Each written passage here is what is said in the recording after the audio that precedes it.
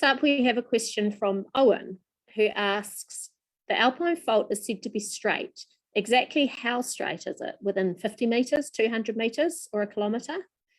Rob, you've carried out a lot of research along the Alpine Fault. How straight is it when you get up close?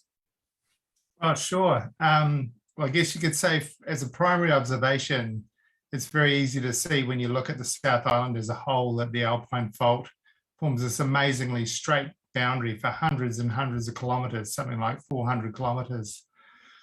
But as you say, when you get up in closer detail and you zoom in, and we do this quite a lot when we're doing basic active fault mapping, you can see there's quite a lot of complexities at various scales along the Alpine Fault. And in the last few years, we've had some advances that have come from new surveying techniques. There's one called LiDAR, which is similar in a way to radar. And LiDAR allows us to look at the ground, the geomorphology of the shape of the land underneath all that bush on the west coast. And we can see that there are bends in the faults and steps and little variations that mean that at scales, as you say, of sort of 50 metres to 200 metres, there's all sorts of complexities.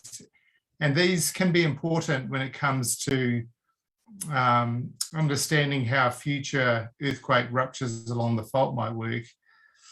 Because we think when we look globally at faults that, that you need many kilometres in terms of a bend or a step in the fault to prevent an earthquake from propagating through and carrying on onto other faults.